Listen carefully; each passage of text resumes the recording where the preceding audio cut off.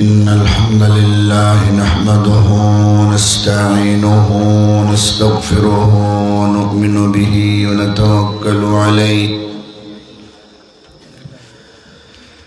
ونعوذ بالله من شرور أنفسنا ومن سيئات أعمالنا من يهده الله فلا مضل له ومن يضلله فلا هادي له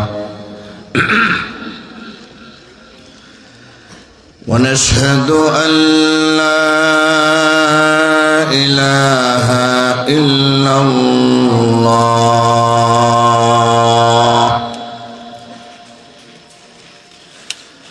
وحده لا شريك له ونشهد أن سيدنا وسندنا وحبيبنا وشفيعنا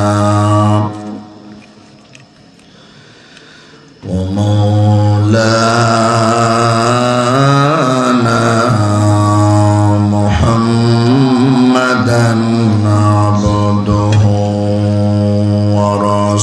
ورسوله الذي أرسله بالحق بشيرا ونذيرا وداعيا إلى الله بإذنه وسراجا منيرا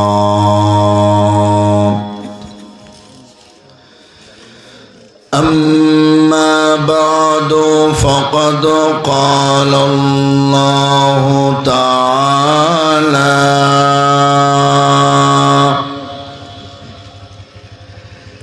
في كلامه المجيد وفي فرقانه الحميد أعوذ بالله من الشيطان الرجيم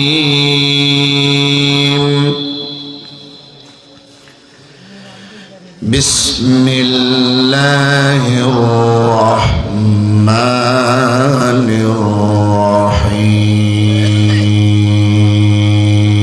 الرحيم واعبدوا الله ولا تشركوا به شيئا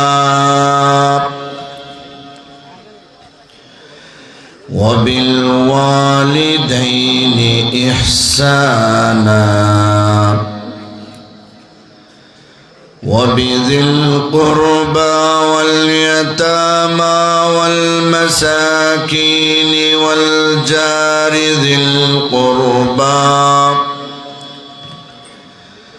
والجار الجنب والصاحب بالجنب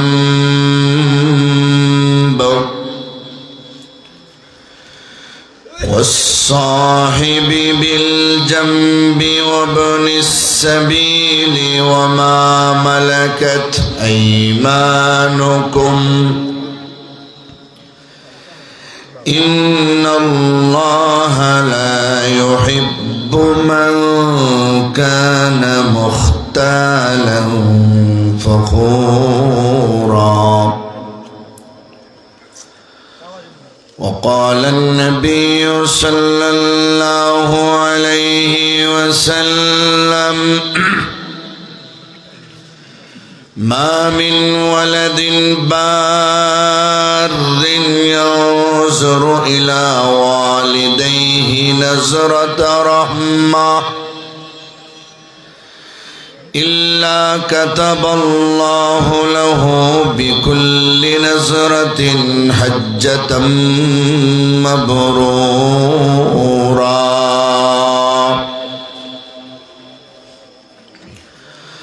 قالوا يا رسول الله وإن نظر كل يوم 100 مرة.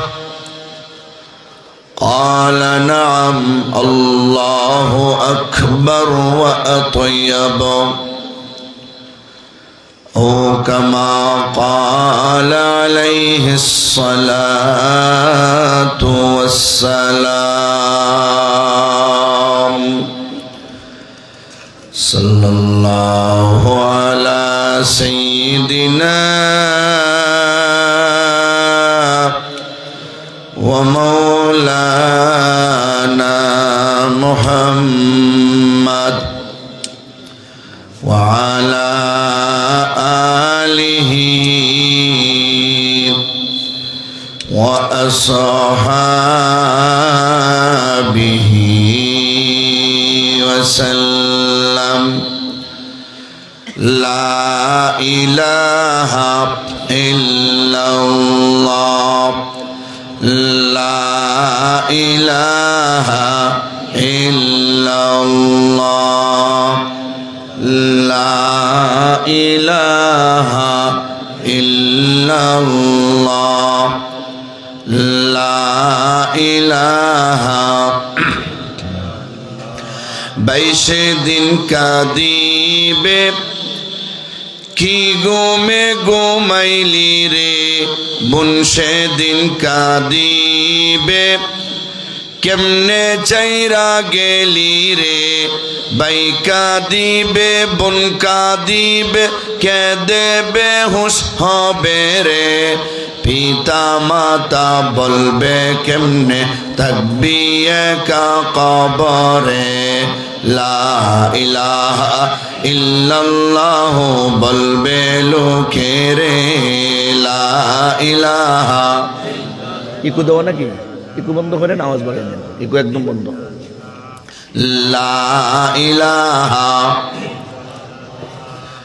লা ইলাহা। এই দুনিয়ায় যাদের তুমি ভেবেছ আপন,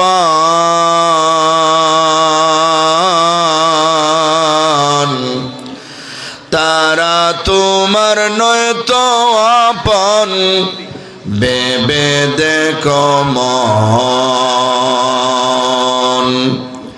কেউ তোমারই কবর ঘরের, কেউ তোমারই কবর ঘরের সাথী তো হবে না রে। লা ইলাহা ইল্লাল্লাহ বলবে লোকে রে। লা ইলাহা ইল্লাল্লাহ লা ইলাহা। বাড়ি গাড়ি অট্টালিকা সবই পরে রবে, 3-5 টুকরা সাদা কাপড় তোমাকে পরাবে। মাটি হবে বিছানা তোর, মাটি হবে বিছানা তোর, উপরে বাঁশের ছাউনি রে।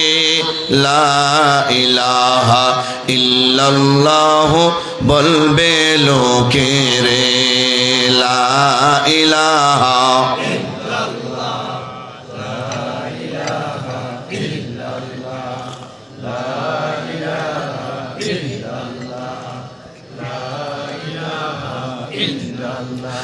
এই দুনিয়ার মোহে পরে আল্লাহকে বলিয়া,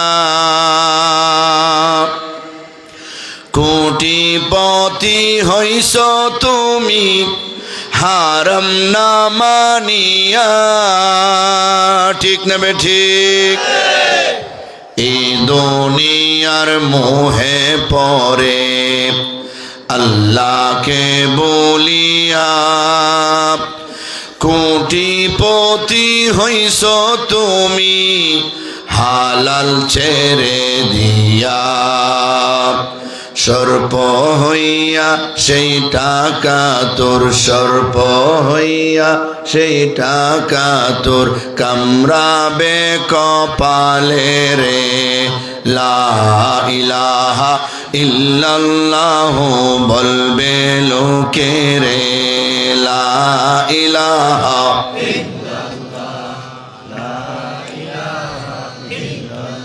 সাড়ে তিন হাত মাটির ভিতর ছোট একটি ঘর, সেই ঘরে কেউ নয় তো আপন, সবই হবে পর। আপন হবে নামাজ রোজা, ঠিক নি? আপন হবে যাকাত সাদকা, আপন হবে হজ উমরা, আপন হবে ওয়াজ তাফসীর, আপন হবে মসজিদ মাদ্রাসা, আপন হবে নেক আমল তোর, আপন হবে নেক আমল তোর, আর কিছু হবে না রে। লা ইলাহা ইল্লাল্লাহ বলেন সকলে, লা ইলাহা ইল্লাল্লাহ, লা ইলাহা ইল্লাল্লাহ, লা ইলাহা ইল্লাল্লাহ, লা ইলাহা ইল্লাল্লাহ, লা ইলাহা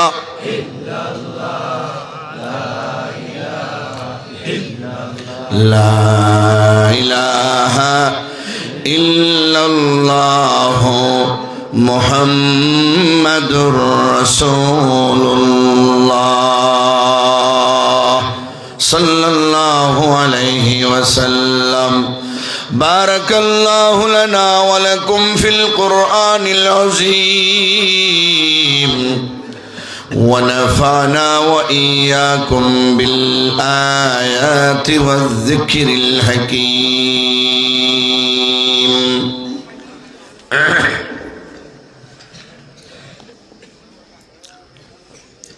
আলিপুর গ্রামবাসীর উদ্যোগে আয়োজিত আজকের 20তম বার্ষিক ইসলামী মহাসম্মেলনের পরম শ্রদ্ধাভাজন সভাপতি সাহেব, দিগর হজরত ওলামে কেরাম, মুরব্বিয়ানে আজম, যুবক ভাইয়েরা, বাড়িঘরের পর্দার আড়ালের সম্মানিতা শ্রদ্ধা মা বোনেরা, মহান আল্লাহ রব্বুল আলমিনের দরবারে লক্ষ কোটি শুকর আদায় করছি, যিনি আমাদেরকে অত্যন্ত দয়া এবং অনুগ্রহ করে আজকের মাহফিলে এশার নামাজ জামাতের সাথে আদায় করার পর এই নুরানি বরকতি একটি মজলিসে বসার, কোরআনের তাফসির শোনার তৌফিক দান করেছেন।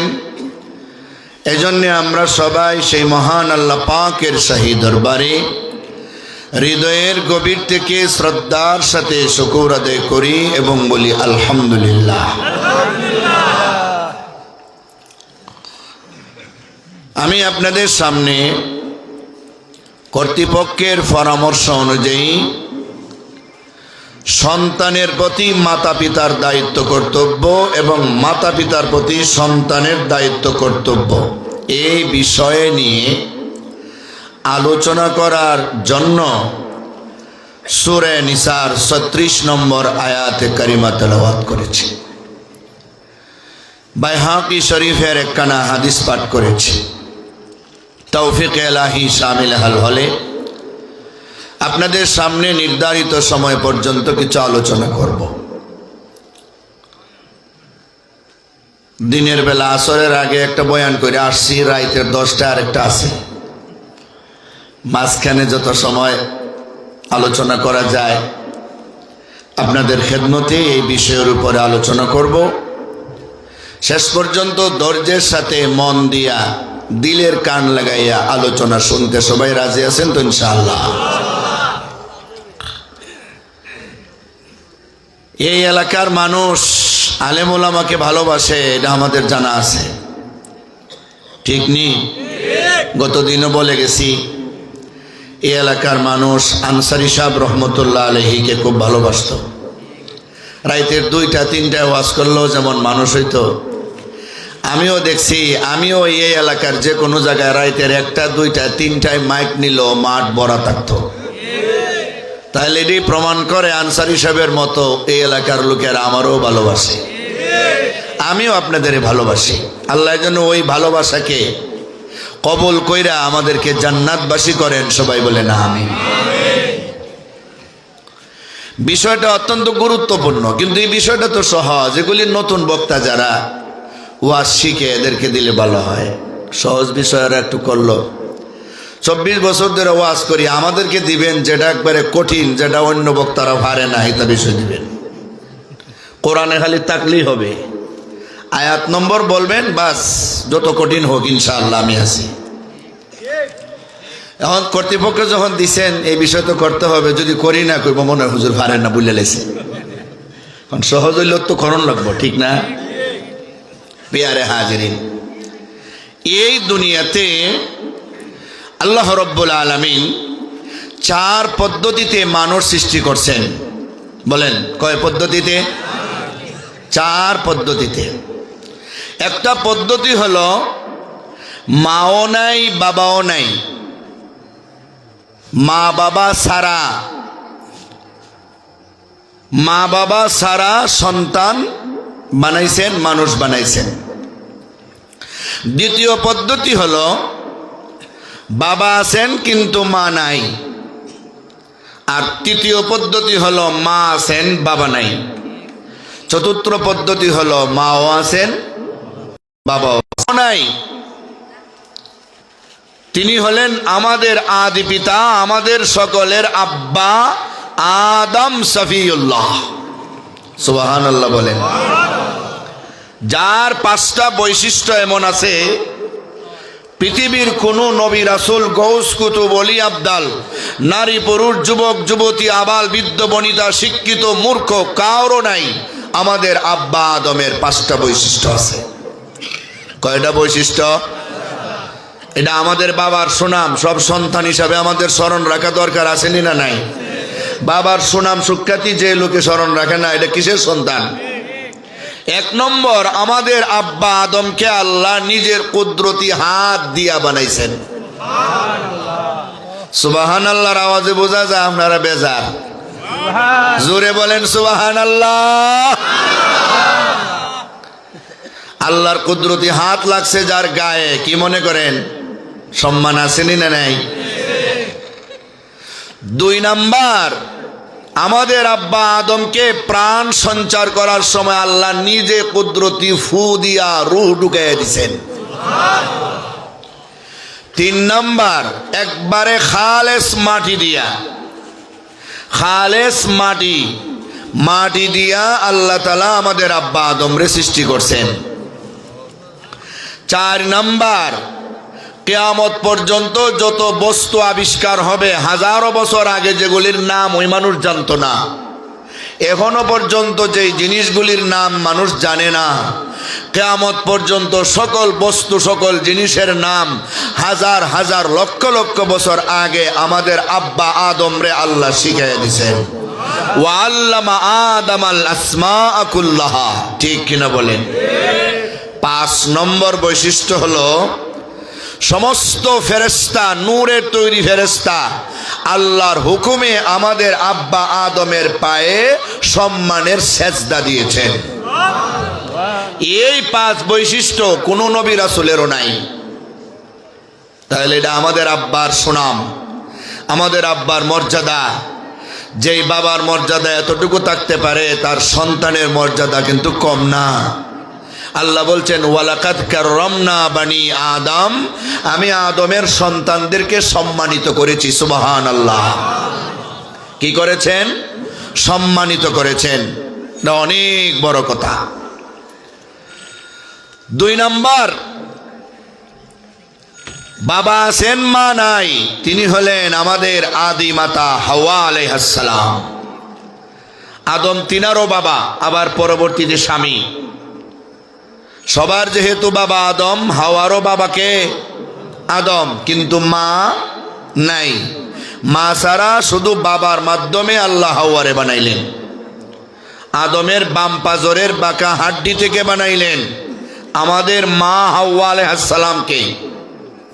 হাড্ডিটাকে দুইটা পর্দার ভিতরে, একটা পর্দার নাম চামড়া আর একটা পর্দার নাম হইল গোশত।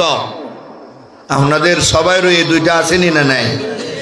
চামড়া এবং গোশত নামক দুইটা পর্দার ভিতরে থাকে হাড্ডি। ওই ভিতরের হাড্ডি দিয়া আমাদের মা হাওয়াকে আল্লাহ বানাইয়া পৃথিবীর নারী জাতিরে বুঝাইয়া দিলেন, তোমরাও দুনিয়ার জমিনে এই দুইটার যে কোনো একটা পর্দার ভিতরে থাকতে পারবে, থাকতে হবে। থাকলেই তোমাদের সম্মান, যদি পর্দা থেকে বের হয়ে যাও তোমাদের অসম্মান। এটা পর্দার দিকে ইশারা, ঠিক না? ঠিক না? দুই নম্বর, আদমের বাম পাজরের বাঁকা হাড্ডি থেকে হাওয়ারে বানাইয়া আল্লাহ তাআলা দুনিয়ার স্ত্রী জাতিদের বুঝাইয়া দিলেন, তোমাদের যাদের বিবাহ হবে, তোমরা যারা স্বামীর অধীনস্থ হবে, তোমাদের প্রতি আল্লাহর হুঁশিয়ারি হলো, হাওয়ার সৃষ্টি হয়েছে বাবা আদম থেকে, যিনি তার স্বামী, তার মানে স্বামী থেকেও সৃষ্টি হয়েছে। অতএব স্বামীর থেকে যেখানে স্ত্রীর জাতের সৃষ্টি, তোমরাও তোমাদের স্বামীদের কথা মান্য চলতে হবে। সুবহানাল্লাহ বলেন। এক একটা দিক থেকে এক একটা ওয়াজ বাইর হয়। তিন নম্বর, আল্লাহ যে সন্তান বানাইলেন, বাবা নাই কিন্তু মা আছেন, তিনি হলেন ঈসা রূহুল্লাহ। বলেন ঈসা রূহুল্লাহ।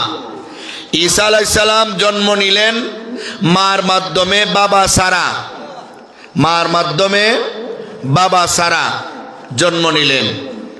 জন্ম নেওয়ার পরে আল্লাহর হুকুমে এলাকার মধ্যে মা নিয়ে আসলেন তার সন্তানকে। মরিয়ম বললেন, আমার তো ভয় লাগে, এলাকার মানুষ আর আমার কি বলবে, আমার তো বিয়া শাদী হয় নাই। বিয়া শাদী ছাড়া কেউ যদি সন্তান লইয়া বাড়িতে উঠে, আপনাদের আলিপুরের কোনো মেয়ে যদি ঢাকার কোনো জায়গায় চাকরি করে, বিয়া শাদী হয় নাই, আপনারা সবাই জানেন এই মেয়ের বিয়া শাদী হয় নাই, ছেলে একটা কুলে লইয়া আইয়া যদি বলে এটা আমার ছেলে, আপনারা তারে ভালো বলবেন না খারাপ? তোর বিয়া শাদী হয় নাই, ছেলে পাইছত কই, বলবেন কিনা বলবেন না? বলেন। মরিয়ম যখন সন্তান ঈসা রূহুল্লাহরে নিয়ে এলাকার কাছে যাবেন, উনি ভয় পাইতেছেন। আল্লাহ বলতেছেন, চিন্তা করো না, তুমি কোনো কিছু বলতে হবে না, তুমি রোজার মান্যত কইরো। ওই সময়ের রোজা ছিল কথা বন্ধ রাখা, খাইতে পারবা কিন্তু কথা বলতে পারবা না। তুমি কথা বন্ধ রাখো, সন্তান ঈসার দিকে ইশারা দিও, যা বলার তোমার পবিত্রতা বর্ণনা করতে গিয়া তোমার সন্তান ঈসাই যথেষ্ট। ঈসা আলাইহিস সালাম রে নিয়ে যখন হযরতে মরিয়ম এলাকার মানুষের কাছে গেলেন, তারা কয়, মরিয়ম মান হাজা? উনি ইশারা দিয়ে বুঝাইলেন, মানে কি? আমার ছেলে। ইশারা দিয়ে বুঝাইলেন, হাজা ইবনি, আমার ছেলে। তারা কয়, মরিয়ম গো, তুমি এই সন্তান পাইলা কই? তোমার তো বিয়া শাদী হয় নাই, তোমার মা তো বড় ভালো, তোমার বাবা তো বড় ভালো, বায়তুল মুকাদ্দাসের ইমাম সাহেবের মেয়ে, তুমি কামটা করছো কেমনে? মরিয়মে ইশারা দিছেন, ফাশারাত ইলাইহি, যা বলার তাকে বলো। মানে কি? যা বলার তাকে বলো। তারা কই, দেখছো কই কি হারামজাদি, একে তো সুরি, আবার সিনা জরি, সুরির উপরে বাটফারি, জিনা কইরা সন্তান জন্ম দিছে, আবার বুবার বান ধইরা কয় দুধের বাচ্চা কথা বলবো নাকি? ক্বালু কাইফা নুকাল্লিমু মান কানা ফিল মাহদি সাবিয়্যা। ও মরিয়ম, এই দুধের বাচ্চার সাথে আমরা কেমনে কথা বলবো? ওই বাচ্চা আমাদের কথা বুঝবে নাকি আমরা তার কথা বুঝব? মনিটরের ভলিউম বাড়িয়ে দেন না, কানো লাগে না আওয়াজ। ওই দুধের বাচ্চার সাথে আমরা কেমনে কথা বলবো? সে আমাদের কথা বুঝবে নাকি আমরা তার কথা বুঝব? এমনিতেই ঈসা রূহুল্লাহর জবান আল্লাহ খুলে দিয়েছেন। সুবহানাল্লাহ বলেন। قال إني عبد الله آتاني الكتاب وجعلني نبيا وجعلني مباركا أينما كنت وأوصاني بالصلاة والزكاة ما دمت حيا وبرا بوالدتي ولم يجعلني جبارا شقيا والسلام علي يوم ولدت ويوم أموت ويوم أبعث حيا। পৃথিবীর বেঈমান কাফেরেরা শোনো, আমার মাকে তোমরা বর্তসনা কইরো না রে। আমার বাবা নাই বলে তোমরা আমার মাকে জিনাকারিনী আর পতিতা মেয়ে বলতে যাইও না। আদমের যেমন বাবা নাই মা নাই, আমার মা আছেন বাবা নাই। এই পৃথিবীতে আল্লাহ তিন পদ্ধতিতে সন্তান দিছেন, একটা পদ্ধতি বাকি রয়ে গিয়েছিল। মার মাধ্যমে বাবা ছাড়া এখনো আল্লাহ কেউ রে বানায় নাই। আমাকে দিয়ে আল্লাহ সেই শূন্যস্থানটাকে পূরণ করতে চায়। আমাকে আমার আল্লাহ তার বান্দা বানাইছে। আমার বাবা নাই বলে তোমরা আমাকে যার সন্তান বলতে যাইও না। আমার বাবা নাই বলে তোমরা আমাকে আল্লাহর পুত্র বলতে যাইও না। আমি আল্লাহর গোলাম। আমাকে আল্লাহ নবুয়তি দিয়েছেন, আমাকে আল্লাহ ইনজিল কিতাব দিয়েছেন, যেটা ভবিষ্যতে দিবেন তিনা সেই কথাটা মাজির সেগা ব্যবহার কইরা, অতীতকালীন শব্দ ব্যবহার কইরা তিনি জানিয়ে দিয়েছেন। আমি যেই জায়গাতে যাই আমাকে আল্লাহ বরকতময় বানিয়ে দিয়েছে। আমাকে নামাজ পড়ার জন্য, যাকাত দেওয়ার জন্য আল্লাহ নির্দেশ করেছে। মায়ের সেবা করার জন্য আল্লাহ বলেছে। মায়ের নাফরমানি না করার জন্য আল্লাহ নির্দেশ দিয়েছে। সর্বোপরি আমি যখন জন্ম নিয়েছি বেতেলহাম পর্বতে বাবা ছাড়া মায়ের মাধ্যমে মহান আল্লাহ আমারে সম্মান দিয়া সালাম জানাইছে। আমি একদিন আসমান ঘুরাইয়া দুনিয়াতে আইসা দাজ্জাল খতম কইরা ইয়াজুজ মাজুজরে দোয়া কইরা মাইরা ইমাম মাহদির সঙ্গে মিলা রাষ্ট্র চালাইয়া আবার আমি একদিন মারা যাইব। ওই দিনও মহান আল্লাহ আমারে সম্মান দিয়া সালাম জানাইবে। কাল কিয়ামতের কঠিন ময়দানে মাথার উপরে হবে সূর্য, নিচে হবে তামার জমি, কোটি কোটি মানুষের সমাগম।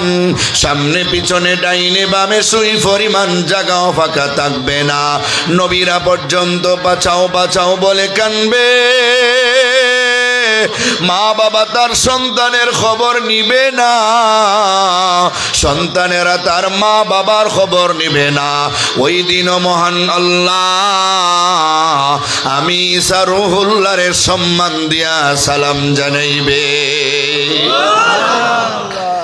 একদিনের বাচ্চা, দুধের বাচ্চা কি সুন্দর কইরা ভাষণ দিলেন। এই ঈসা রূহুল্লাহ ছিলেন মায়ের মাধ্যমে বাবা ছাড়া জন্মগ্রহণকারী সন্তান। কথা বলেন ঠিক নেই?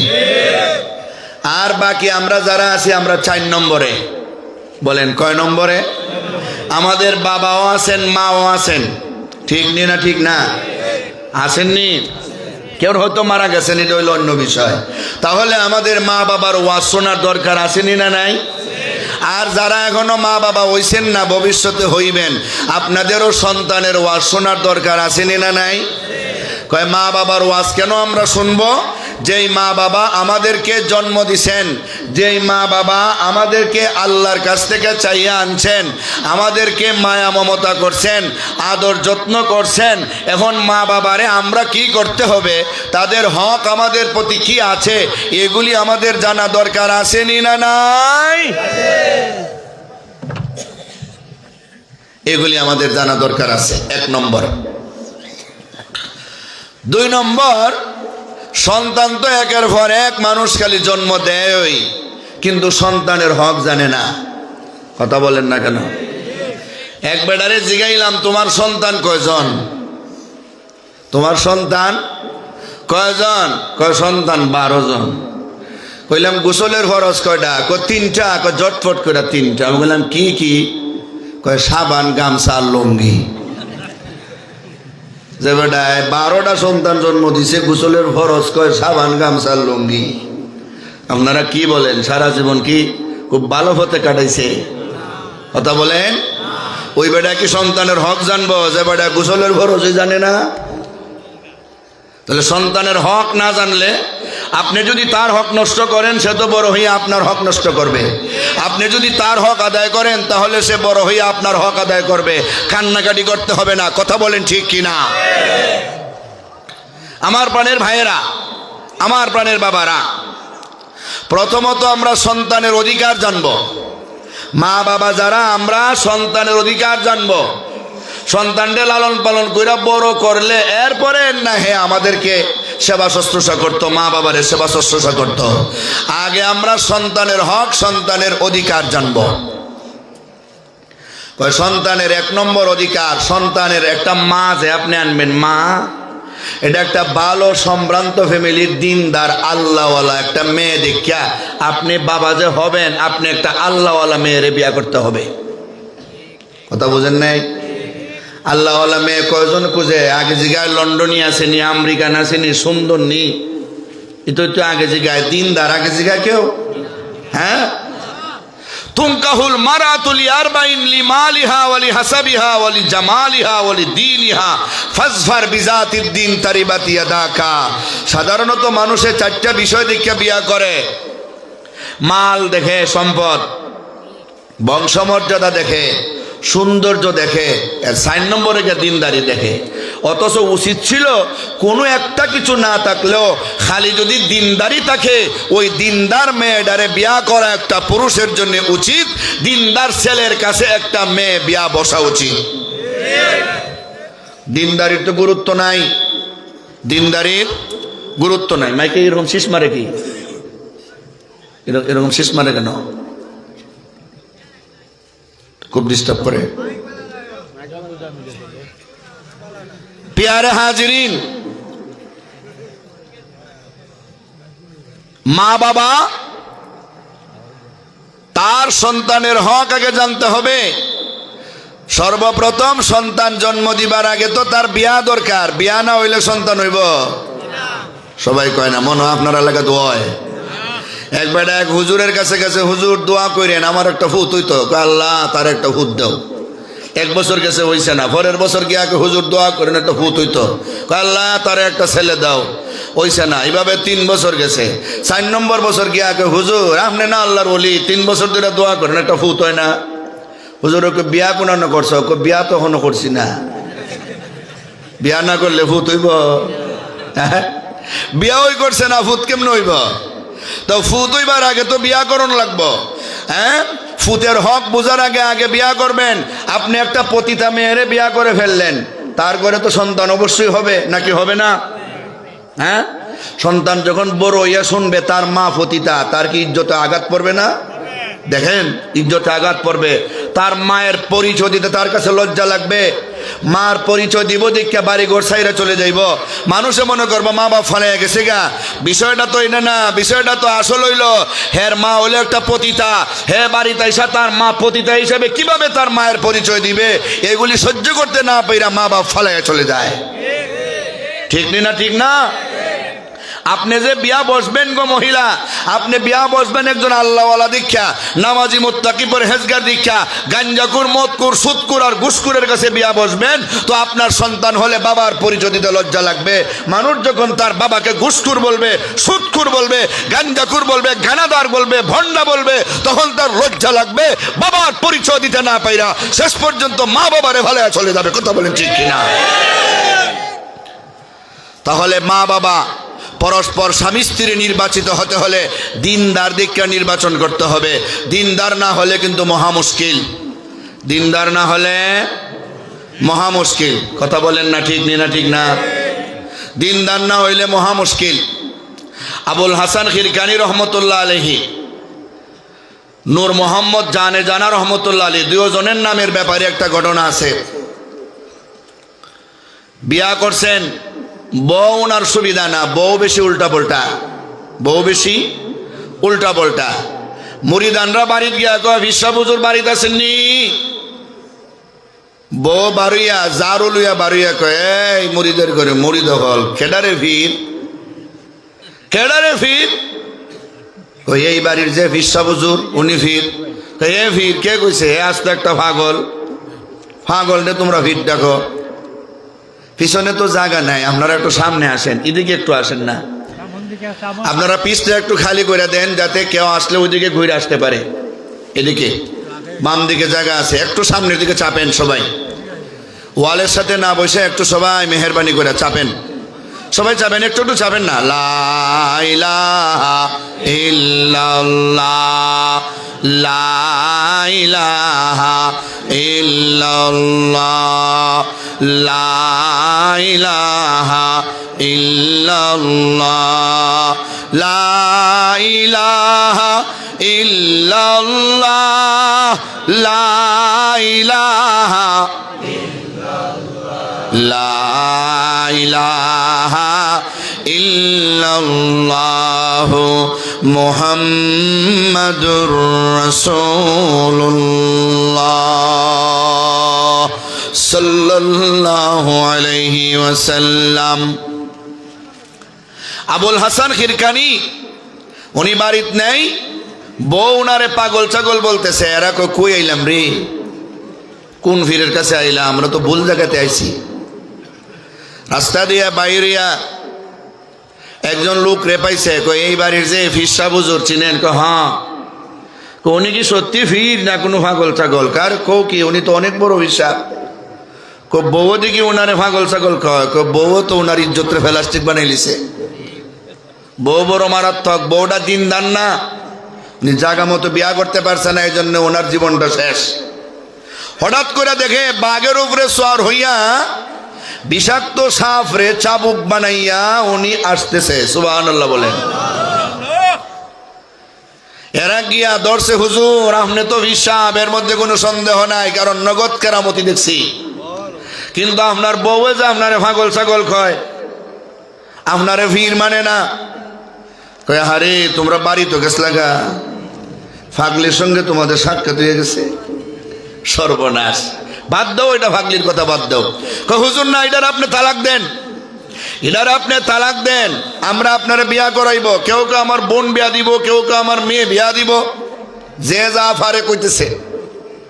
না না, তারে তালাক দিলে হইব না, আমার ফিরা কি যা দেখতেছ তার কারণে ওই। সুবহানাল্লাহ বলেন। তার মতো একটা পাগলির পাগলামি সহ্য করি, সে আমারে অনেক নির্যাতন করে, আমি সব সহ্য করি, কেউর কাছে বিচার দেই না। এই কারণে আল্লাহ আমারে ফির বানাইছে, কেরামতি বানাই দিচ্ছে। সুবহানাল্লাহ। তোমরা চিন্তা করো না, যাও। উনি বাড়িতে গেছেন, গিয়া বউরে বলতেছেন, কি গো বেইজ্জত যা করার আমার একলা একলা কইরো, আমার মুরিদা নাইলে এদের সামনে কমপক্ষে আমার ইজ্জতটা ঠিক রেখো। হ্যাঁ তোমারে খালি আইয়া কো হিসাব হিসাব, তুমি কি যাদের হিসাব আমি জানি না, কের ভিড় তুমি? কয় দেখো বাঘের উপরে সোয়ার হইয়া আসলাম, বিষাক্ত সাপ রে চাবুক বানিয়ে নিয়ে এলাম, এর পরও কি আমাকে তোমার ভিড় মনে হয় না? কই এটা একটা কেরামতি হইল। একটু আগে আমরা উড়ানের উপরে দিয়া একজন ফিসাব এইভাবে ডানা মিল্লা ফাঁকির মতো উইরা উইরা গেছে। হেইল হইল ফিসাব, বাতাসে উঠতে পারে, তুমি পারবা? কয় যে উইরা গেছে তুমি তারে ভালো করে দেখছো? কয় হ্যাঁ দেখছি। চিনছ? কয় না চিনছি না। কয় আমি ওই একটু আগে উইরা গেছিলাম তোমারে দেখাইবার জন্য। বউ কয় সর্বনাশ, তো স্বামীর ফিরাকি মাইনা নিলাম, কেমন বেদতমিজ। সাথে সাথে কথাটারে ঘুরে ও আপনি বুঝে গেছিলেন, এই জন্য তো চাইয়া দেখি আপনি যখন উইরা উইরা যান আপনার কোমরটা খালি বেকা হইয়া হইয়া যায়। ইজাতের মহিলা ভাইলে তো শেষ। কথা বলেন না ঠিক না ঠিক না? শাহ সুজা কিরমানি রহমতুল্লাহ আলাইহি একজন বাদশাহ, ওনার মেয়ে শাহজাদিরে বিবাহ দিবেন, পাত্র খুঁজে পাইতেছেন না। বাদশার মেয়ের কি পাত্রর অভাব নাকি? অভাব না, কিন্তু উনি যেটা চাইতেছেন ওইটার অভাব। উনি দিনদার, আল্লাহওয়ালা, মুত্তাকি, পরহেজগার একজন পাত্র চাইতেছেন। কত শাহজাদাদের প্রস্তাবকে প্রত্যাখ্যান করে দিতেছেন। মেয়ে আল্লাহওয়ালি, তাকওয়াভান, মুত্তাকি, আল্লাহ ভরসা করনেওয়ালি। এমন মেয়ের জন্য একজন তাকওয়াভান পাত্র দরকার, কিন্তু তিনি না পাওয়ার কারণে অনেক পেরেশানির মধ্যে পড়ে গেলেন। একদিন একটা বাজারি মসজিদের মধ্যে, বড় মসজিদে নামাজ পড়তেছেন, আর সাইডে দিয়ে একজন যুবক নামাজ পড়তেছে। এমন সুন্দর কইরা খুজুর সাথে, বিনয়ের সাথে নামাজ পড়তে, ওই নামাজ দেখা শাহ সুজা কিরমানি ওই সন্তানটাকে পছন্দ লাগিয়ে গেছে। কই পাইয়া গেলাম আমার মেয়ের জামাই, ওর কাছে আমার মেয়ে বিয়া দিব, ওর কাছে আমার মেয়ে বিয়া দিব। বাস নামাজের পরে জিজ্ঞাসা করে, বাবা তোমার নাম কি? কয় অমুক। বাড়ি কোথায়? কয় বাড়ি নাই। থাকো কই? কয় যেখানে রাইত এখানে কাইত। খাও কি? কয় আল্লাহ ভরসা, আল্লাহ খাওয়াইলে খাই। কথা হইলে আমার খুব পছন্দ হয়েছে, তোমার কাছে আমি বাদশাহ শাহ সুজা কিরমানির মেয়ে বিয়া দিতে চাই। এরকম প্রস্তাব কেউ ফাইলে কি না করব? কয় মহারাজ আপনি একজন বাদশাহ, আপনার মেয়ে কত সুন্দরী হবে, শাহজাদি, তারে বিয়া করার কোনো যোগ্যতা আমার নাই। আমার না আছে বাড়ি, না আছে খাবারের ব্যবস্থা, না আছে কোনো কিছু, আমি তো তাকে বিবাহ করতে পারবো না, সে তো আমাকে মেনে নিবে না। আমি তোমার মতো একজন সন্তান খুঁজতেছি, আমার মেয়ে এরকমই আল্লাহওয়ালি, তোমার মতো একজন সন্তান চায়। সুবহানাল্লাহ, তোমার মতো একটা স্বামী চায়। বাড়িতে নিয়ে গেছেন, বিবাহ হয়ে গেছে। বাসর রাতে মেয়েরে ঢুকাই দিছেন বাবা শাহ সুজা কিরমানি। এই যুবকের হাতে একটা রুটি ছিল। সন্ধ্যার সময়, সারাদিন রোজা রাখছিল, সন্ধ্যার সময় একটা অর্ধবক্ষিত রুটি দিয়ে ইফতার করছে, বাকি অর্ধেক রুটি কলসির মুখের মধ্যে এইভাবে রাখিয়া দিছে। আর রাতের বেলা যখন বাদশার মেয়ে কলসির কাছে পানি খাইতে গেছে, যায় দেখে অর্ধবক্ষিত একটা রুটি। স্বামীরে জিজ্ঞাসা করে, এই অর্ধবক্ষিত রুটি কেন? কয় বাকি অর্ধেক ইফতার কইরা খাইছিলাম। কয় তাহলে বাকি অর্ধেক রইল কেন? কয় আবার আগামী দিন রোজা রাখবো, সেহেরি খাওয়ার জন্য রাখছি। কি মনে করেন আল্লাহওয়ালা না? আল্লাহওয়ালা কি না? আমরা তো রমজান আইলে সেহেরির সময় অনেক বড় বড় খাঞ্চা দিয়ে খাবার খাওয়ান লাগে, ইফতারের সময় তো আর উপায় নাই। আরে যারা রোজা রাখে না এরা সামনে 10 প্লেট থাকে, একটু পরে খালি গরিব দিকে ছায়ার কয় মসজিদের কি তো হইলে এখন আজান দেয় না, এই মোল্লারে বিদায় করানো লাগবো, আধা ঘন্টা আগেও ভাত খাইছে। ঠিক না ঠিক না? যে রোজা রাখছে না হের ফেটে আরো বেশি কুদা। তার কারণ কি জানেন? ইফতারি কিন্তু খুব মজা।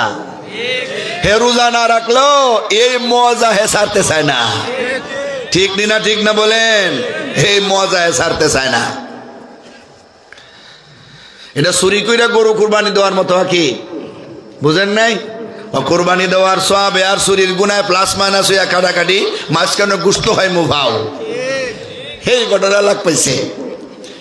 শাহ সুজা কিরমানির মেয়ে কয়, এই অর্ধবক্ষিত রুটি রাখছেন কেন? কয় আগামীকাল, মানে আগামী সেহরির সময় সেহরি খাইব। কয় তাহলে তো আমার আব্বা ভুল জায়গায় আমারে বিয়া দিছে। মেয়ে কয় আমারে ভুল জায়গায় বিয়া দিছে। ছেলে বলে আমি তো আগেই জানি তুমি এই কথা আমারে বলবা, আমি তোমার আব্বারে আগেই না করছি, শাহজাদির যোগ্য আমি না, তুমি এখন আমার এই কথা বলছো কেন? আমি গরিব মানুষ। মেয়ে বলতেছে আমি গরিব বলে এই কথা বলছি না, আমার আব্বা আমার কাছে বলছে যে একটা তাকওয়াবান ছেলে পাইছে, আল্লাহ ভরসাকারী ছেলে, যে আল্লাহর উপর তাওয়াক্কুল করে ছেলে, আল্লাহর উপর ভরসা করে চলে এমন একটা ছেলে পাইছেন আমার আব্বা, আমি এজন্য খুশি হইলাম। কিন্তু এই রুটি দেখে আমি বুঝলাম আল্লাহর উপর আপনার কোনো ভরসা নাই।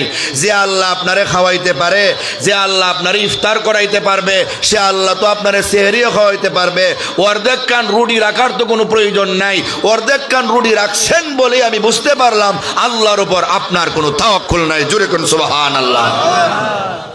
কি মনে করেন মেয়ে আল্লাহওয়ালি কিনা? আরো জোরে বলেন না কেন? আল্লাহওয়ালি।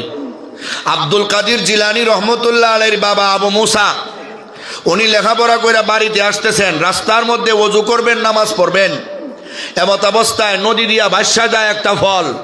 এই ফলটা উনি খাইছেন, খাইয়া ওনার ফেট বিষ। ফেট বিষ এটা আসল ফেট বিষ না, এটা শরীয়তের ফেট বিষ। আরে কার মাল খাইলাম, কই থেকে ভাইসা আইছে, আমি কার মাল খাইলাম, হাসরের ময়দানে আমি কি জবাব দিব, এই চিন্তা করে তিনি উজান যাওয়া শুরু করছেন। যাইতে যাইতে নদীর পাড়ে গিয়া পাইছেন একটা গাছ, গাছের তলায় পাইছেন একজন চেয়ারে বসা একজন মুরব্বী মানুষ। ওই ডালিম গাছের মালিক জিজ্ঞাসা করলেন, চাচা ওই গাছটার মালিক কি আপনি? হ্যাঁ। ওই গাছের একটা ডালিম ফল ভাইসা গেছিল, বাটি অঞ্চলে মসজিদের গাটলায় ওযু করতে গিয়া আমি ফলটা কুইরে খাইয়ে ফেলেছি। এখন তো আমার আর ভালো লাগছে না, আমার নামাজ রোজানি সব নষ্ট হয়ে যায়। আপনি দয়া করে আল্লাহর রাস্তায় আমারে মাফ দেন, নাইলে ফলের দাম বলেন, আমি তার দাম পরিশোধ করব। উনি বলতেছে গাছটা আমার একার না, আমার বিবিও শামিল। আমার বিবিকে গিয়ে জিজ্ঞাসা করতে হবে মাফ দেওয়া যায় কিনা, নাকি দাম নিতে হবে। ও ঠিক আছে। বিবিরে গিয়া বলতেছে, বিবি তুমি কোথায় গো? কি হয়েছে? কয় আমরার মেয়েরে বিয়া দেওয়ার জন্য উপযুক্ত কোনো পাত্র পাই না। আমরা তো অনেক ধনী, পাত্রর তো অভাব নাই, আল্লাহওয়ালা পাত্র খুঁজতেছি, এমন একটা পাত্র পাই না। আল্লাহওয়ালা পাত্রের কাছে বিয়া না দিলে আল্লাহওয়ালা সন্তানের জন্ম হবে না। এই জন্য তো একজন ভালো আল্লাহওয়ালা পাত্রের প্রয়োজন। আমরা তো খুঁজতেছি, পাই না।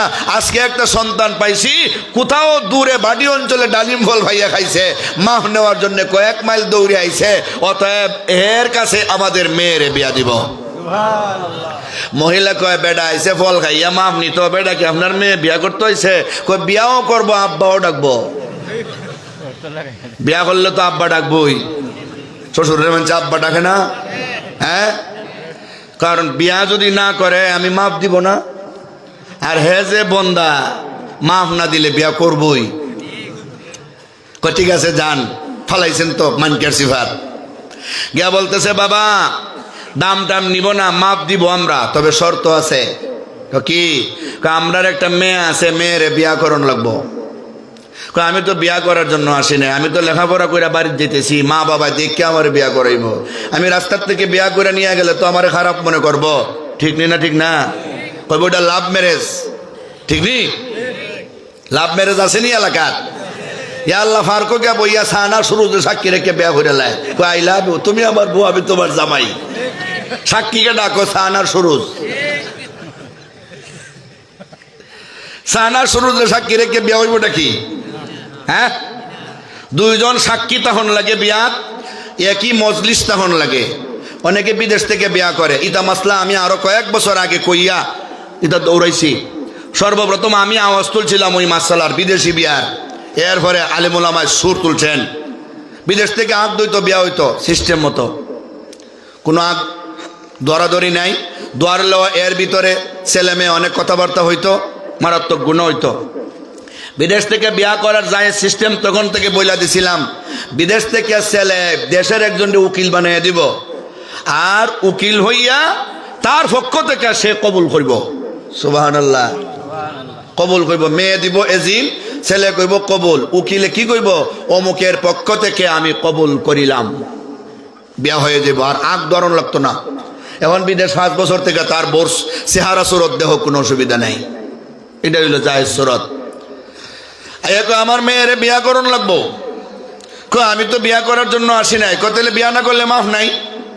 কত ঠিক আছে বিয়া করব, রাজি। কত বিয়া যে করবা আগে তিতা ফরে মিঠা বালা। আমার মেয়ের কিছু গুণাগুণ সম্পর্কে আপনার জানা দরকার। আমার মেয়ের একটা গুণ হইল, আমার মেয়ে দুই চৌকে দেখে না। আমার মেয়ে অন্ধ। কয় তাইলে আমি মাফ চাই। তাইলে মাফ নাই, তুমি মাফ চাও, মাফ নাই। হ্যাঁ, কত আচ্ছা বিয়া করবো। আর একটা গুণ হইল, ওইটা গুণের কথা কইতেছে। কার একটা গুণ হইল আমার মেয়ের দুইটা ফাও লুলা ফাও দিয়া হারতে পারে না। কো আল্লাহ কান্দুলিয়া গুরানি লাগবো, আমি বিয়া করতাম না। কয় তাইলে মাফ নাই, কথা আচ্ছা বিয়া করবো। কার একটা গুণ হইল আমার মেয়ে বুবা, মুখ দিয়া কথা বলতে পারে না। কো আল্লাহ চোখ দিয়ে আমারও দেখতো না, আমার সাথে কথাও কইতে পারতো না, হারতেও পারতো না। কোন লইয়া গেলে কান্দুলিয়া যাওন লাগবো, আমি পারতাম না। কথা হইলে মাফ নাই, কথা হইলে ঠিক আছে বিয়া করবো। আমার মেয়ের আর একটা গুণ হইল আমার মেয়ে হাটকাল বদির, কানে শোনে না। মানুষ যদি কেউ বুবা হয় আর চোখে যদি দেখে তাহলে অসুবিধা হয় না, ইশারা দিলে বুঝে। কথা বলেন ঠিক নি? কই এমন অবস্থা, এটারে নিয়ে আমি কেমনে থাকবো? কয় না আমার মাপ দেন। কয় না বিয়া না করলে মাপ হইতো না। ঠিক আছে বিয়া করবো। বিয়া হয়ে গেছে, বাসর রাতে বাবা তার মেয়েকে নিয়ে ঢুকাইছে। একটা কথা মনে রাখেন, একটা মাসালা, ছেলেরা তো এখন পাত্র দেখে, ছেলের পক্ষ থেকে কয় ভাই আমার ছেলেরে বিয়া করাইতাম, লন্ডন থেকে আইসে, আমেরিকা থেকে আইসে, দাওরা পাস করছে, মাস্টার ইঞ্জিনিয়ার হইছে, একটা মেয়ে দেখেন। এটা তো লজ্জা করে না, কিন্তু আমার মেয়েরে বিয়া দিতাম, একটা ছেলে আছে, এটা অনেকে লজ্জা করে। কোনো লজ্জা নাই, দুইটা এক সমান। আপনি ডাইরেক্ট মেয়েরও বলতে পারবেন, যদি আপনি মেয়েরে চিনেন, মেয়ের বাবারে যেমন বলতে পারবেন, মেয়েরে বলতে পারবেন আমার একটা ছেলে আছে, তার গুণাগুণ এরকম, মা গো তুমি যদি রাজি হও তোমার আম্মা আব্বার সাথে কথা বলে আমরা বিয়ার ব্যবস্থা করতে পারি। ছেলেরে বলতে পারেন আমার একটা মেয়ে আছে সুন্দরী, রূপসী, শিক্ষিত, আল্লাহওয়ালি, বাবা তোমারে আমার খুব পছন্দ লাগে, তুমিও দিনদার, অতএব তোমার মতো একটা ছেলের আমি হাতছাড়া করতে চাই না। যদি তুমি রাজি হও আমার মেয়ে তোমার কাছে বিয়া দিতে চাই, তুমি রাজি থাকলে বলতে পারো। আপনি নির্দ্বিধায় বলতে পারেন, লজ্জার কোনো কিছু নাই। এটাও ইসলামী শরীয়ত, এটা ইসলামী শরীয়ত।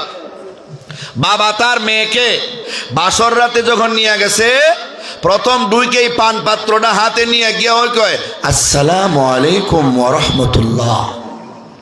আপনারা বলেন বুবা কি সালাম দিতে পারে? আবু মুসা রহমতুল্লাহ আলাই এমনি চিৎকার দিয়া বলেন শ্বশুর আব্বা আপনি কোথায়, তাড়াতাড়ি আসেন, কই থেকে বেগানা মহিলা আমার ঘরে ঢুকে গেছে গা। উনি চোখ টোক সব বন্ধ করে লেছে, কারণ এক ঝলক চাইয়া দেখে যে সুন্দর, যেন জান্নাতের হুর হয়ে ঘরে নামছে। কি সুন্দর করে টপ টপ করে পা দেয়, কি ডাগর ডাগর চক্ষু, একবারে জান্নাতের হুরের মতো, কি সুন্দর কণ্ঠে মুখ দিয়ে আমারে সালাম দিছে।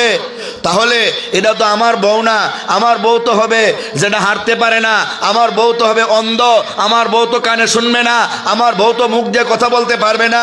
এটা কোন মেয়ে জানি আইছে, শ্বশুর আব্বা আমার কোনো পরীক্ষায় ফেলাইলো কিনা।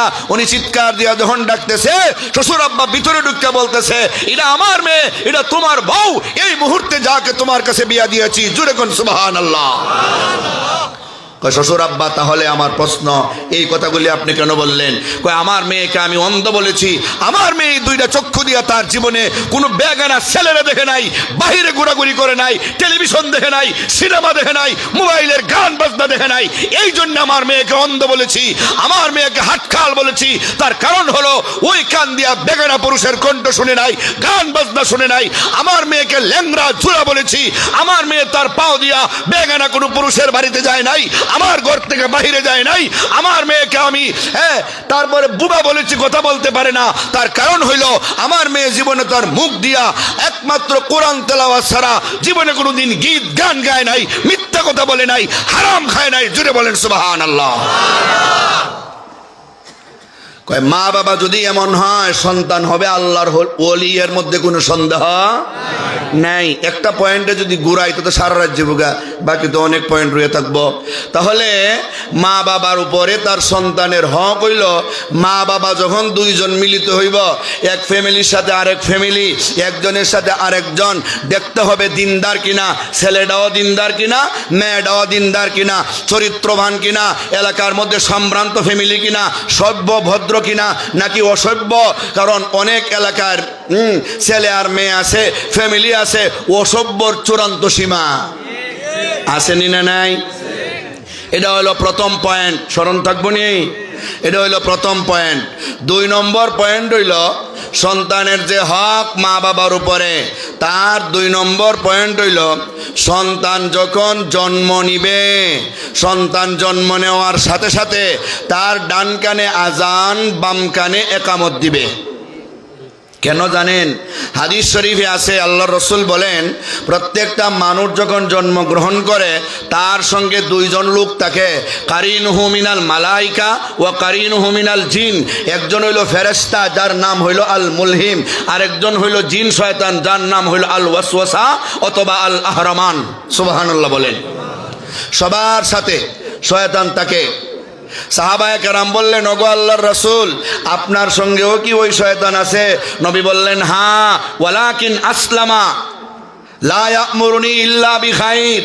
আমার সঙ্গে যে শয়তান আছে, জন্মের সময় যে এটা ছিল এটা আছে, তবে সে আমার আনুগত্য স্বীকার করে ফেলেছে, আমারে ভালো ছাড়া কোনোদিন মন্দের কথা বলতে পারে না। সুবহানাল্লাহ। নবী বলেন সমস্ত নবী রাসূল গাউস কুতুব ওলিয়া উলিয়ার সঙ্গেও এই জিন শয়তান আছে। পৃথিবীতে 2 জন মানুষের সঙ্গে শয়তান ছিল না জন্ম থেকে মৃত্যু পর্যন্ত। সুবহানাল্লাহ বলেন। এই 2 জনকে জায়গা নাই, মাঠ তো ফুল ভর্তি। এদিকে বাম দিকে জায়গা আছে, আমার বাম দিকে জায়গা আছে। আপনারা যারা আসবেন আপনাদের ডান দিকে মেহেরবানি করে ওইদিকে আসতে পারেন, আর তো সব ফিলাফ। কোথায় বসবে? এদিকে আপনারা যারা আসেন আসেন মেহেরবানি করে। যুবক ভাইরা কষ্ট করে দাঁড়ায় রয়েছে, আমার কষ্ট লাগতেছে, আপনারা আসেন মেহেরবানি করে আসেন। আপনাদেরই তো ওয়াজের দরকার, কিছুদিন পরে তো বিয়া শাদী করণ লাগবো, এটা আগে না শুনলে কেমন হইব? তাড়াতাড়ি আসেন আমার প্রাণের ভাইয়েরা, আমার প্রাণের বাবারা। 2 জন মানুষের সঙ্গে শয়তান ছিল না, আর বাকি সমস্ত নবী রাসূলের সঙ্গে শয়তান ছিল। তাহলে যেই 2 জনের সঙ্গে শয়তান ছিল না, এদের নামটাও জানা দরকার, আসেনি না নাই? মরিয়ম আলাইহিস সালামের আম্মা হান্না, যিনি আল্লাহর কাছে দোয়া কইরা মরিয়ম রে আনছিলেন, আর যখন আল্লাহ তাআলা মরিয়ম রে দিলেন জন্ম দিলেন, তখন আল্লাহর কাছে হান্না দোয়া করছিলেন, ইন্নী উইযুহা বিকা ওয়া যুররিয়াতাহা মিনাশ শাইতানির রাজীম।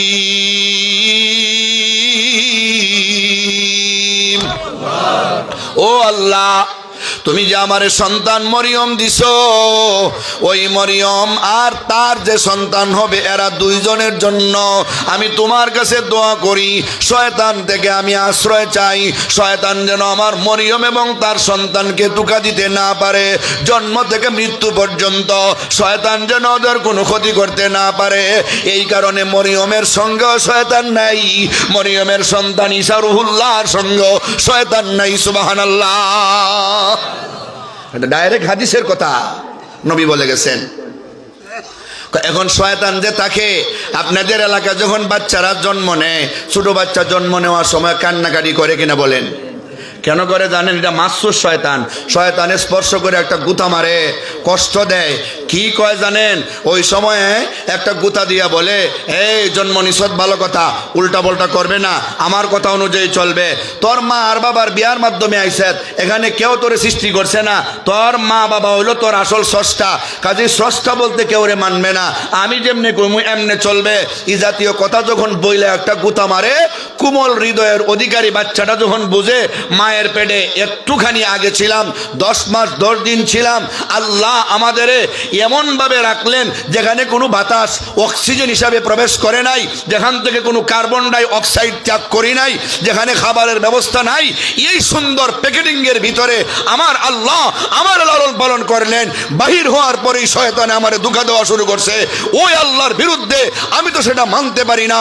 কোমল হৃদয়ের অধিকারী বাচ্চা শয়তানের কুসায় কান্নাকাটি শুরু করে দেয়, বুঝছেন নি? কান্নাকাটি শুরু করে। শয়তান যখন কাছে আসে, শয়তানদের দৌড়াইবার একটা মন্ত্র হইল আজান। কি? মসজিদের মিনারে যখন আজান হয়, শয়তান কিন্তু বাতাস ছাড়তে ছাড়তে পলায়। মুয়াজ্জিনে যখন কয় আল্লাহু আকবার আল্লাহু আকবার আল্লাহু আকবার আল্লাহু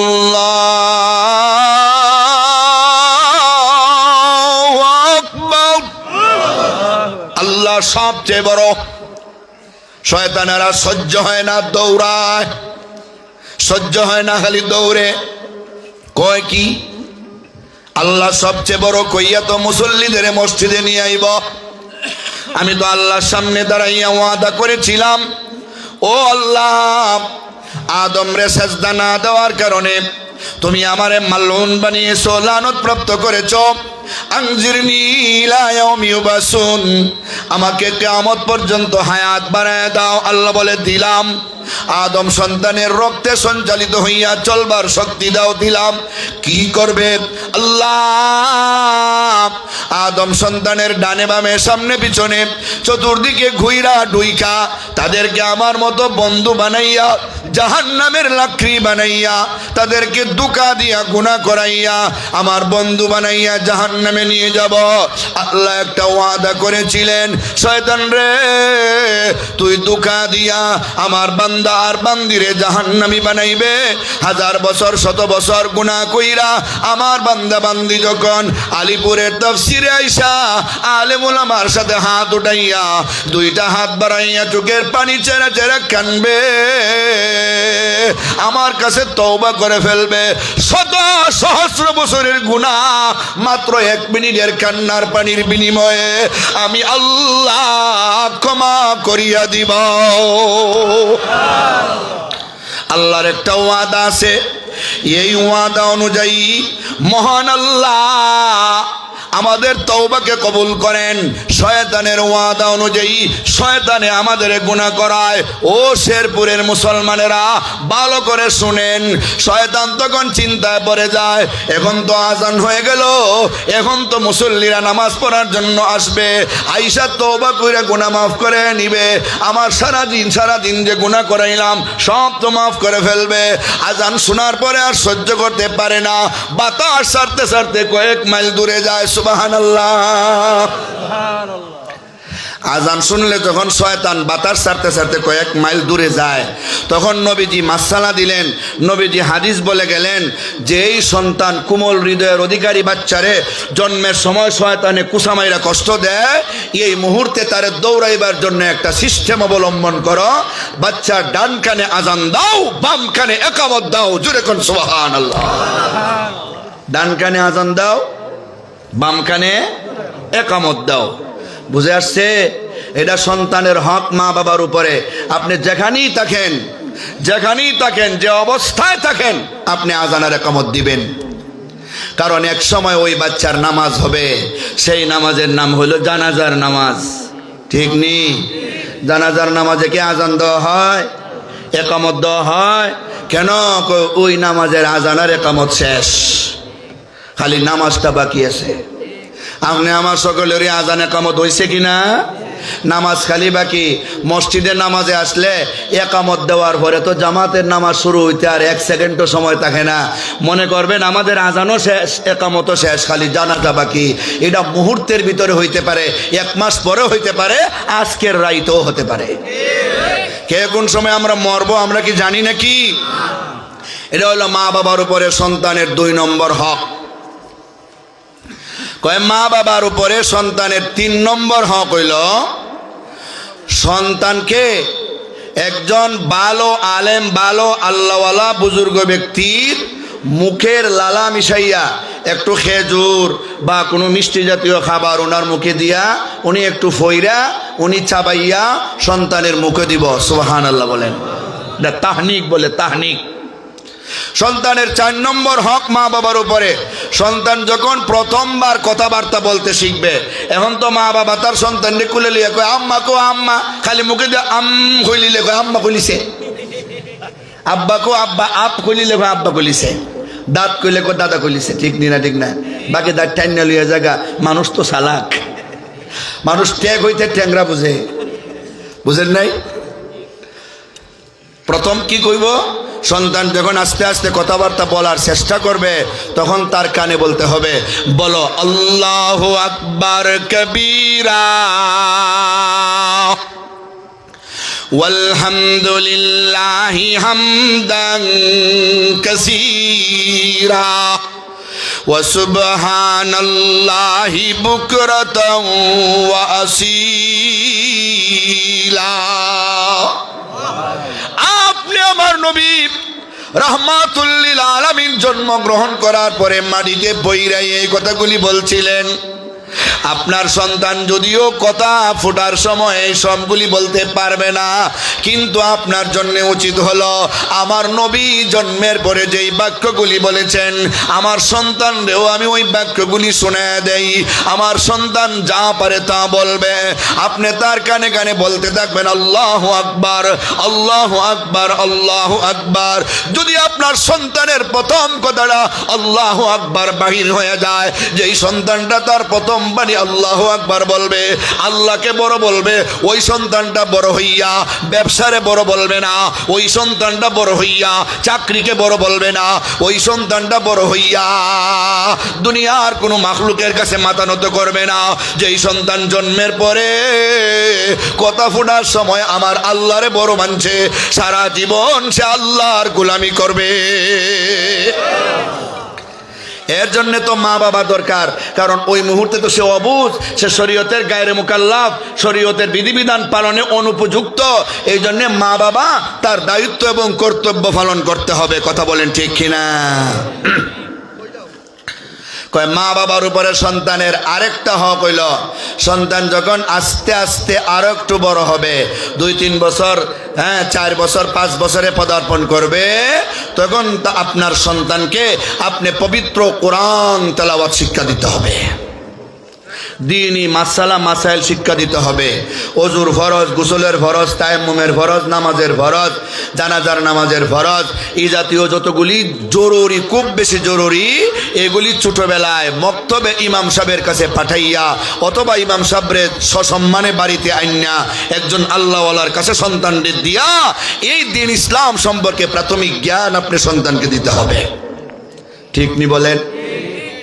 এখন তো সন্তান বড় হইলে সকালবেলায় কত তাদের স্কুল বাইরেছে, সকালের স্কুল, ভোরের স্কুল কতটা বাইরেছে, যেন বাচ্চারা মক্তবে যাইতে না পারে, বাস এগুলিতে দিয়া দেয়। ইংলিশ মিডিয়াম স্কুল আছে, এগুলি থেকে ইংলিশ পড়ে। আর মা বাবা যখন মারা যায় তখন ঠিক মতো ওযুও করতে পারে না, ঠিক মতো জানাজার নামাজের নিয়তও জানে না, জানাজার নামাজ পড়তে গিয়ে ঈদের নামাজ পড়ে, কত যে আউলা জাউলা করে। ঠিক না? ঠিক না? হ্যাঁ, কত বড় বড় মন্ত্রীরা পর্যন্ত বক্তব্য দিতে গিয়া কয়, ঈদ উল ফিতরের না কেদা হইয়া সাথে জানাজার নামাজ লাগাইয়া এই সমস্ত কথাবার্তা কয়, কারণ ছোটবেলায় ইসলামী শিক্ষা ছিল না এই কারণে। ঠিক না? ঠিক না? হাট্টিমা টিমের শিক্ষা কোনো কোনো এলাকায় আসেনি না নাই? হাট্টিমা টিম, তারা মাঠে ভারে ডিম, তাদের খাড়া দুটো শিং, তারা হাট্টিমা টিম নামে তো কোনো প্রাণী নাই পৃথিবীতে। শিং আছে, ডিম পারে এমন কোনো প্রাণী নাই। যে প্রাণী শিং আছে এরা ডিম পারে না, যারা ডিম পারে এদের শিং নাই। গরু ছাগল আছে না আমরা এলাকার, শিং আছে না, কিন্তু ডিম পারেনি কোনো। আর হাঁস মুরগি ডিম পারে, শিং আসেনি কোনো। তো ছোটবেলা একটা মিথ্যা কবিতা শিখায়, ও মুসলমান বলবো না আর সন্তানদের হাট্টিমা টিম,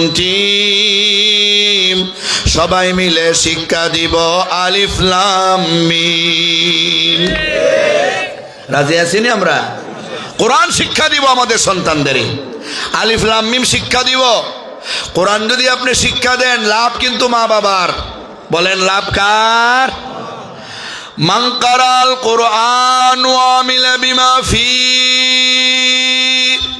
উলবিসা ওয়ালিদাহু তাজাই ইয়াউমাল কিয়ামা। যেই সন্তানে কোরআন পড়া কোরআন অনুযায়ী আমল করবে, ওই সন্তানের মা বাবাকে আল্লাহ হাসরের ময়দানে নূরের তাজ আর টুপি পরাইবে। লাভ আছে না নাই? সন্তানরে যদি আপনি কোরআন পড়ান, আপনার সন্তান যদি আপনার পাশে কোরআন পড়ে, আপনি মারা যাওয়ার পরে যদি জানাজার নামাজ পড়ায়, কোরআন যদি তেলাওয়াত করে, আপনার অনেক অনেক লাভ। এক বেটার 5 জন সন্তান, একজন ম্যাজিস্ট্রেট বানাইছে, একজন ইঞ্জিনিয়ার, একজন ডাক্তার, একজন ব্যাংকের ম্যানেজার, আর একজন একটু লুলা, একটু হালকা হালকা কথার মধ্যে পেশ লাগে, চোখে একটু কম দেখে, কানে একটু কম শুনে, কইডারে আল্লাহর হস্তে মাদ্রাসাত হাফেজ বানাইছে, আলেম বানাইছে। কইডার যখন ব্রেন টেন বেশি ভালো হইতো না, শারীরিক অবস্থা বড় ভালো না, এটারে মাদ্রাসাত লিল্লাহ। কোরআন কি এতই সোজা যে খুব বেশি ব্রেন না থাকলে শিক্ষা লবণ যাব? কি বলেন আপনারা? সব ডিগ্রি আছে। বাবা যখন মারা যাবে, বাবার সাকরাত শুরু হয়ে গেছে, বাবা ডাকতেছে তার সন্তানদের, রে আমার সন্তানেরা, আমার শেষ বিদায়ের সময় আমার পাশে বসে বসে কোরআন তেলাওয়াত করো, আমার পাশে বসে বসে আল্লাহ বিল্লাহ করো, কারণ দুনিয়ার সব শেষ, আমার পরকালীন জিন্দেগি এখন শুরু। এখন আর দুনিয়ার কোনো কিছু আমার সঙ্গে যাবে না। ম্যাজিস্ট্রেট আইছে, কোরআন পড়া জানে না, কি করবে? খালি কান্দে। ডাক্তারে খালি কান্দে, কোরআন পড়া জানে না। ইঞ্জিনিয়ারে কান্দে, ব্যাংকের ম্যানেজারে কান্দে, যাদের কলমের এক একটা সাইনে এক একজনের ফাঁসি হয়, এক একজনের সাইনে কোটি কোটি টাকা ট্রান্সফার হয়, এত বড় বড় চাকরিজীবী শিক্ষিত, কিন্তু বাবার মৃত্যুর সময় কে কোরআন পড়তে পারে না। সবাইরে সরায় দিয়া ওই প্রতিবন্ধী সন্তানটা কোরআন বুকে নিয়া বাবার পাশে বৈশা বৈশা কোরআন তেলাওয়াত করে, আর কোরআন তেলাওয়াত করতে করতে তার বাবা মারা যায়। সুবহানাল্লাহ। জানাজার নামাজ পড়াইবে, কেউ তো আর পারে না, জানাজার নামাজের দোয়া জানে না, ফরজ জানে না, কিচ্ছু জানে না। এবারে প্রতিবন্ধী সন্তানটাই তার বাবা জানাজার নামাজ পড়াইছে। রাতের বেলা বাবারে কবরে দাফন কইরা সবাই যখন যার যার বাড়িতে আসছে, এরা একে একে প্রতি রাইতে এক একজন করে স্বপ্ন দেখছে। তাদের ম্যাজিস্ট্রেট সন্তান, ডাক্তার, ইঞ্জিনিয়ার, ব্যাংকের ম্যানেজার রে স্বপ্ন দেখাইছে, ওরে আমার সন্তানেরা, তোমারে কেউ রে ম্যাজিস্ট্রেট বানাইলাম, কেউ রে ডাক্তার বানাইলাম, কেউ রে ইঞ্জিনিয়ার বানাইলাম, কেউ রে ব্যাংকের ম্যানেজার বানাইলাম, কিন্তু তোমাদের কোরআন পড়াই নাই। এটা আমার ওই কমতি, এটা আমার ওই দোষ হয়েছে, আমার ওই অন্যায় হয়েছে। শেষবারের মতো যদি একটা সন্তানকে কোরআন পড়নেওয়ালা না বানাইতাম, তাহলে আমার জীবন একবারে শেষ হয়ে যেত। তোমরা আমার মৃত্যুর সময় কোরআন পড়তে পারো নাই, আমার জানাজার নামাজটাও ঠিক মতে পড়তে পারো নাই, শুধু শুধু হাত বান্ধার দ্বারা রইছো, কোনো কিছু পড়ার মতো ক্ষমতাও তোমাদের নেই। আমার কবরে আইসা জিয়ারত করার মতো কোনো কিছুর ক্ষমতা তোমাদের নাই। কিন্তু আমার ওই সন্তান যখন ওই আমার লাশের পাশে, আমার সক্রাতের টাইমে আমার পাশে বইসা কোরআন তেলাওয়াত করে, আল্লাহ ওই সময় আমারে কালেমা নসিব কইরা আমার জান কবজ করাইছে। আমারে যখন কবরে দাফন করা হইছে, ফেরেশতারা আইসা আমারে ডাক দেয়া কয়, ধন্য তোমার জীবন, তোমার একটা কলিজার টুকরা সন্তান রে হাফেজার আলেম বানানোর কারণে, তোমার সন্তান তোমার জানাজার নামাজ পড়ার কারণে আল্লাহ তোমার জীবনের সবগুলি গুনাহ মাফ করে দিয়েছে। সন্তানদের দিনদার বানাইতে রাজি আছেন তো ইনশাআল্লাহ? আপনি ইঞ্জিনিয়ার বানান, কোনো আপত্তি নাই তো? আপনি ডাক্তার বানান, কোনো সমস্যা নাই তো? আপনি মাস্টার বানান, কোনো সমস্যা নাই? এগুলির দরকার আছে। মুসলমানের সন্তান ডাক্তার হওয়ার দরকার, মুসলমানের সন্তান ইঞ্জিনিয়ার হওয়ার দরকার, ম্যাজিস্ট্রেট হওয়ার দরকার, ব্যারিস্টার হওয়া দরকার। যদি হিন্দু বেঈমানেরা স্ট্রাইক করে যে আমাদের কোনো উকিল, আমাদের কোনো ব্যারিস্টার, আমাদের কোনো ম্যাজিস্ট্রেট মুসলমানদের দিব না, তাহলে হিন্দু আর মুসলমানের সাথে যখন ধর্ম নিয়ে দ্বন্দ্ব দেখা দিবে, তখন আমাদের পক্ষে, ইসলামের পক্ষে কথা বলার মতো তো কেউ থাকবে না। কথা বলেন ঠিক কিনা? আমার প্রাণের ভাইয়েরা, আমার প্রাণের বাবারা, দুই শিক্ষারই দরকার আসেনি না নাই? কি বলেন?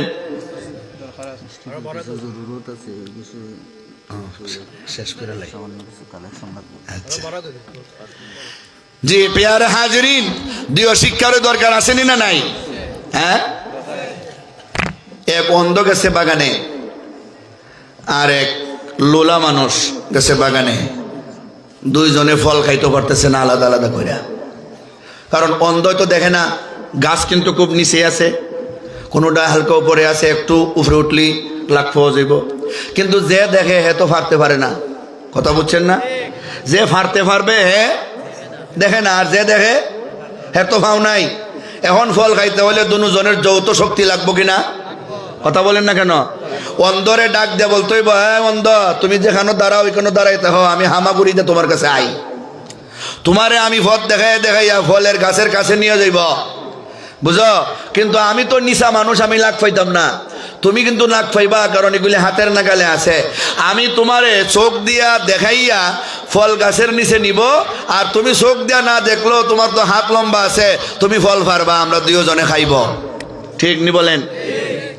দুজনের আলাদা শক্তি দিয়া বাগানের ফল খাওয়া যেমন সম্ভব না, জেনারেল শিক্ষা যদি না থাকে আর ইসলামী শিক্ষা যদি না থাকে, দুই অর্ডার যৌথ সমন্বয় যদি না থাকে, তাহলে দুনিয়াতে ইসলামকে টিকায় রাখাও অনেক সময় সম্ভব না। দুই অর্ডারই দরকার আছে, কথা বলেন ঠিক নি? এই জন্য আমি কিন্তু আমি মৌলবি না যে একটা শিক্ষার আমি মাইনাস করে দিব, ন, আপনি জেনারেল লাইনে পড়েন, কোনো অসুবিধা নাই। কিন্তু আপনি ওখানে ভর্তি হওয়ার আগে 2-3 বছর একটা নুরানি মাদ্রাসায় আপনার সন্তানকে ভর্তি করেন না, ওখানে আপনি কোরআনটারে শুদ্ধ করে পড়ান, 2-3 বছরে হাফেজে কোরআন হয়ে যাইব। আপনার সন্তান 7-8 বছর 10 বছরে নিয়ে এখন স্কুলে ভর্তি করেন, এদিকে হাফেজে কোরআন হয়ে গেল, এদিকে কারি কোরআন হয়ে গেল, এর পরে বড় একটা শিক্ষিত হোক, সারা জীবন তার এই শিক্ষা নিয়ে যখন থাকবো, এই শিক্ষা তার ভিতরে থাকার কারণে এই কলম দিয়া ঘুষ খাবে না, এই কলম দিয়া সুদ খাবে না, এই কলম দিয়া দুর্নীতি করবে না, সে দুনিয়াতেও সফল, পরকালেও সফল।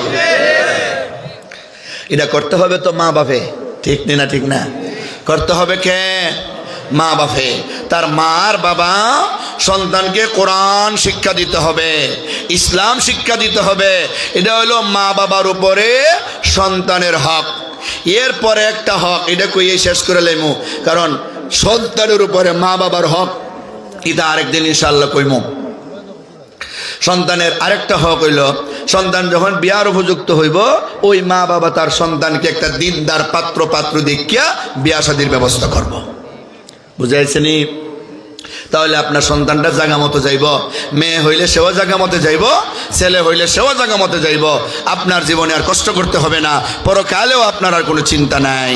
পিয়ারে হাজিরিন, কেউ যদি একটা মেয়ে, 2টা মেয়ে, 3টা মেয়ে হয়, এরকম দিনদার পাত্র দিকে যদি বিয়া দিতে পারে, ওই মেয়ের মা বাবার জন্য জান্নাত ওয়াজিব। জোরে কোন সুবহানাল্লাহ। আমার প্রাণের ভাইয়েরা, আমার প্রাণের বাবারা, তাহলে আমরা যারা মা বাবা আছি, আমরা আমাদের সন্তানের যথাযথ হক পালন করতে রাজি আছি তো ইনশাআল্লাহ? আমরা যারা সন্তান আছি, আমাদের দুই অবস্থা, হয়তো কেউ মা বাবা দুজন নাই, অথবা মা বাবা দুজন আছে। দুজন যদি থাকে, আমরা মা বাবার সেবা করব, মা বাবার কথা অনুযায়ী চলব, মা বাবারে কষ্ট দিব না, মা বাবার সঙ্গে ঝগড়া করব না, বউয়ের পক্ষ দিয়ে মা বাবারে বাড়ির থেকে বের করে দিব না। রাজি আছি তো ইনশাআল্লাহ? যাদের মা বাবা নাই, এরা কি করবেন? এদের জন্য আল্লাহর একটা শিক্ষা আছে, কবরে গিয়া বলবেন, রব্বির হামহুমা কামা রব্বায়ানি সগীরা, রব্বির হামহুমা কামা রব্বায়ানি সগীরা। আল্লাহু আকবার বলেন। আল্লাহ গো, যেই মা বাবা ছোটবেলা আমাদের লালন পালন করছে, শীতের দিনে একটা বার যেন আমাদের গায়ে থেকে কমলি লেপ তোষক সরে না যায়, কাপড় যেন সরে না যায়, প্রস্রাব করলে তাড়াতাড়ি করে পরিষ্কার করে দিয়েছে, বিছানা সব শেষ করে দিয়েছি, মা বাবা তাদের কোলে উঠে নিয়েছে, ওরা ঘুমাইতে পারে নাই, কত কষ্ট দিয়েছি। গরমের দিনে বাতাস করতে করতে মা বাবা হয়রান পেরেশান হয়ে গেছে, নিজে কষ্ট করে আমাদের লালন পালন করছে, নিজে না খাইয়া খাওয়াইছে, নিজে না পয়রা আমাদের পড়াইছে। যেই মা বাবা আমাদের আরামের জন্য, আমাদের শান্তির জন্য এত চেষ্টা করছে, আমার মা বাবা তোমার হাওয়ালা করে দিলাম, আমার মা বাবা এবং তোমার কাছে চলে গেছে। আল্লাহ গো, আমরা তো এখন সাহায্য করতে পারি না। আমাদের মা বাবা যেমন করে ছোটবেলায় আমাদের আদর যত্ন আর মায়া করছে, আমাদের মা বাবারে তুমিও আদর কইরা জান্নাতি বানিয়ে দিও। এই দোয়াটা আমরা সবাই করতে পারবো না ইনশাল্লাহ? যাদের মা বাবা নাই, কবরে গিয়া ফাললে দৈনিক একবার, নাইলে সপ্তাহে একবার, নাইলে মাসে একবার, এরকম করতে পারবো তো ইনশাল্লাহ? আল্লাহ আমাদের তৌফিক দান করুন, বলেন আমিন। এই মসজিদকে উদ্দেশ্য করে আজকের